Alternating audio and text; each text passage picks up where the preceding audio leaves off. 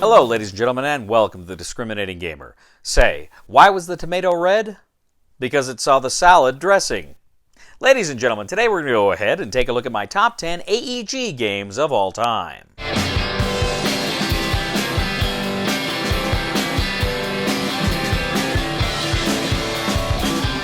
All right, ladies and gentlemen, welcome to my top 10 list of my favorite AEG games of all time. Going to go ahead and jump into it again. As always, let me just say my ranking here is my own personal level of fun. How much fun do I have with a specific game? That is my ultimate criteria here. So I'm going to go ahead. I'm going to discuss these. I do want to mention some honorable mentions, first of all. Valley of the Kings, a great deck-building game set in ancient Egypt. It had kind of the banking system where you could tomb cards or bank them so you can keep them in play and get stuff for them, or you could bank them for points. Very good system. Captain is Dead. There were a couple of these. These were pretty fun. These are kind of Star Trek simulators, but the captain was dead, and so everything's going crazy. But a really good sci-fi cooperative games. Twilight Squabble. Zach gave me this one. This is kind of a light card game based on the Cold War. It's kind of a riff, obviously, on Twilight Struggle. But it's a pretty fun, just light card game with some good history and good Cold War stuff, good Cold War theme to it. All right, go ahead now and take a look at my top 10. Number 10. Point Salad. Point Salad is this great, light, super light card game. You've got like vegetables out there, and on one side you've got like how to score the vegetables, and on the other side you have like how the actual vegetable itself. So you can take the cards for either their ability to score or to use to score. So it was a very clever little system, and I liked it a lot better than I thought I was going to. But again, very light, very quick, but it still packs a punch. Really like it, so that is Point Salad. That is my number 10. My number 9 is Tiny Towns. Tiny Towns is a great game of... you're kind of Tetrising shapes around the board. You're getting specific cards that show you exactly how you're going to build these towns, how you're going to kind of build things. You got your own little grid, your own little player board there, and so how you get those things to work is very fun. I mean, I love games with kind of where you got to Tetris the shapes and stuff, and that's really a super fun game. I like this game a lot. But I knew Zach would like it better, so I actually gave my copy to Zach, and he and his family absolutely loved this game.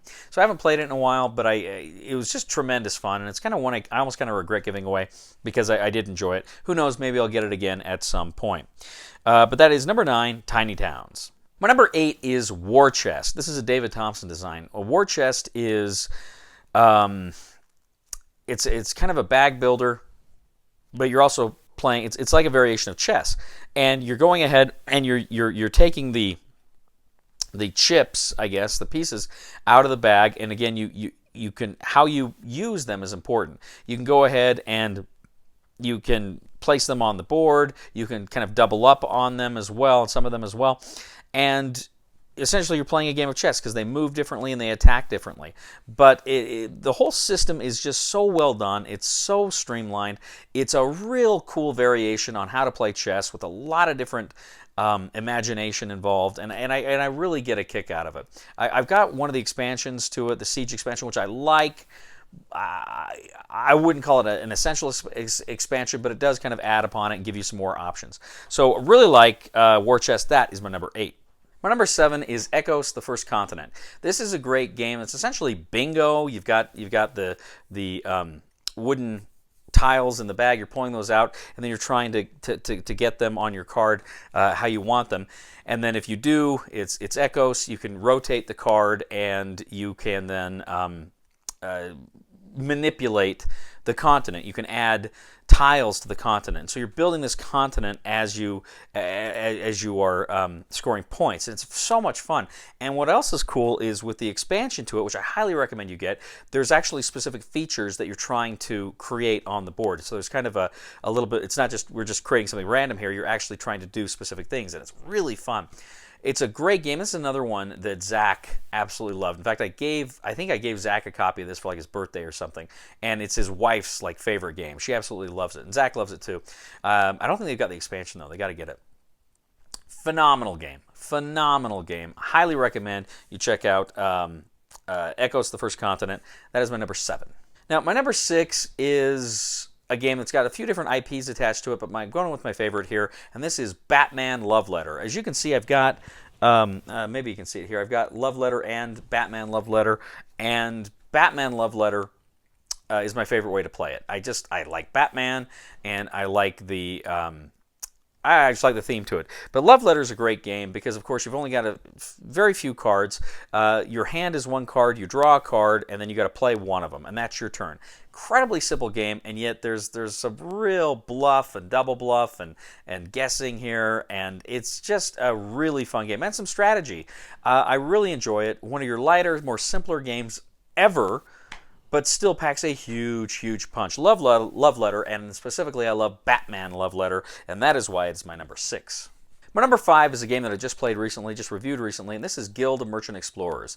And the Guild of Merchant Explorers, this is a fantastic game where players have their own boards and they are exploring and they're getting treasure and they are getting coins, they're building villages, and there's all sorts of fun and interesting things you're doing in this game. And it really plays, it almost kind of plays like, everybody's doing their own little solitaire thing, so I do wish there was a little bit of interaction there, but generally it's just so fun because it's all simultaneous. There's no waiting for people. We play this card, we all take our action. We play this card, we all take our action. And it's just really fun. What I really like about this game is it is not a 4X game, but it almost has a 4X feel to it. It's hard to explain, but I really like it like that. I like games of exploration, and this does it very, very well. So that is my number 5. That is the Guild of Merchant Explorers, and of course, it's an AEG game. My number 4 is a game that has been out, it came out probably around 9-10 years ago.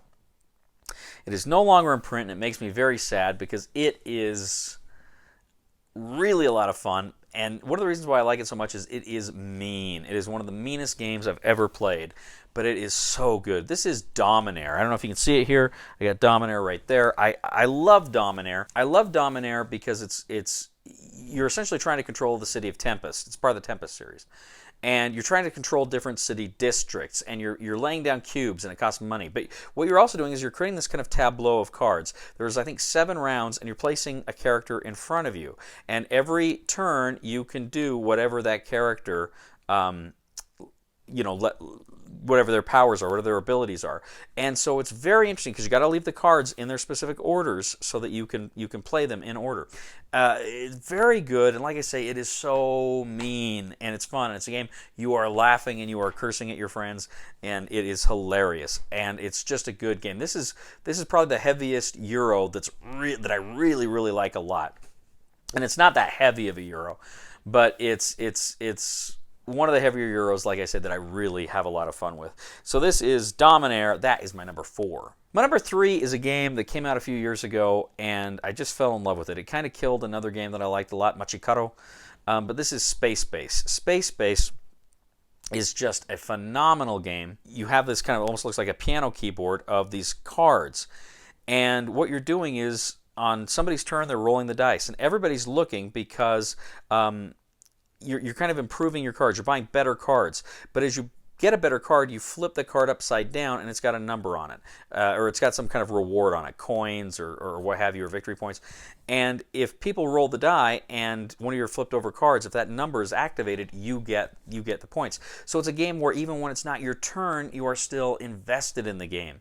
You are always engaged. You are always so excited whenever those die fly because you might get something. And it's a great game. I think it's the first to like 40 victory points wins.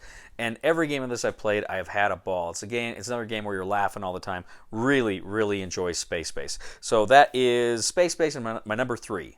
My number 2, and I should point out, Space Base and my number 2 I kind of wrestled with because I like them both a lot. But in the end, I went with my number 2 because it is a deck builder, and I do love deck building so much. This is Trains. Trains is a phenomenal game where you're in Japan. You've got a map of the city. You're trying to connect kind of the routes and the apartments. You're putting cubes out there, but you're doing it through a deck builder. Whenever you build certain things, you also get waste, and that's just clogs up. They're like, just clogging up cards, and it gums up the works, and it's so fun. I love it because, again, you're kind of building on that map. You're kind of creating something new and cool and unique on that map, but at the same time you're scoring points, you're building, making buildings, you're making train routes. It's just a great game. My friends and I have had a lot of fun with this every time I played with it. I've got the Rising Sun. I haven't played that yet. I'm actually hoping to play that one pretty soon, but I really, really like trains. Absolutely phenomenal game. That is my number 2. Now, my number 1 game, this is a game I played for the first time 9 or 10 years ago, and I just fell in love with it. I actually saw, this was just when I was starting to review games, and I actually was watching Dice Tower, and Tom Vazel reviewed this game, and I thought, oh my gosh, that doesn't look like a game that normally appeals to me, but there's something about it that I thought looked really cool. And then I played it, and boom, I fell in love with it. It's one of Zach's favorite games too, and every friend I played it with has really gotten a kick out of it. It's an area control game, but it's also kind of mean, and I love it. It's another Tempest game. It's in the same family as Dominar, and this is Courtier. Courtier from AEG is, like I say, is area control. The Queen has these petitions, and she wants you to fulfill the petitions. In order to fulfill the petitions, you have to get certain courtiers on your side. Maybe a jeweler or an admiral or a senator or a member of the royal family. Or some kind of scientist or something. So there's all these different people that you're trying to influence, and you're laying your cubes down next to them. You have different cards that allow you to move cubes down next to people, and you're trying to get the majority of cubes next to a person in order to control it. So you go ahead, you're doing that, but then there's also other cards that let you manipulate the board and let you move and switch cubes. So again, it's kind of mean. There's kind of the take that element there to it. But you're going ahead, you're trying to influence these guys, and then once you do it, you get rid of all the your cubes that were used to influence, and you draw like one of the Queen's cards, and you play through it until the Queen gets arrested. It was part of the Tempest story here, and it was great. It was so much fun. I love this game. I actually haven't played it in a while, but Courtier is just a fantastic game. One of my absolute favorites. Again, it's a game that every time I play it, you're laughing, you're cursing, you're shaking your fist. It's just a great game. It's just so much fun. There is like kind of I think it's like a bidding system for cards at the beginning. I usually don't play with that. I usually play with just the quick start rules where you just deal out cards. I just think that's more fun. But anyway, it's just a great game. Depending on the number of petitions you get, that determines, not just the number, but the point values of the petitions you get determines, of course, who the winner is. Great game. I love, love, love Courtier and highly, highly recommend it. So that is why it is my number 1 from AEG. Well, ladies and gentlemen, that is my list. Thank you for watching the show. I'm always eager to hear what your thoughts are. What are your favorite AEG games? Please let me know. Do you like the ones on my list? Do you not like the ones on my list? I'm always eager to hear what your views on this are. So please let me know. Please like us on Facebook. Subscribe to us on YouTube if you haven't already. Please check out my other channel. And it's Cody Carlson, PhD, where we talk about books on history and military history and all sorts of fun things like that. Please check it out. Please subscribe to that one. I really appreciate that as well. Ladies and gentlemen, when my grandmother turned 60 years old, she decided she wanted to be a little bit healthier, so she started to walk 1 mile every day. Well, she's 97 years old today, and we don't have a clue where she is. Please somebody help me on my feet again, and I don't know where I'm going, and I don't know where I've been. Please somebody help me on the solid ground. It's a long time, and I'll be dying. Once a year I wind up in the band.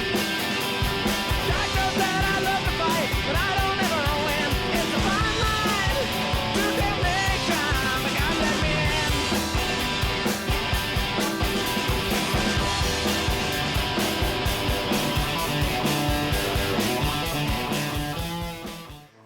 7!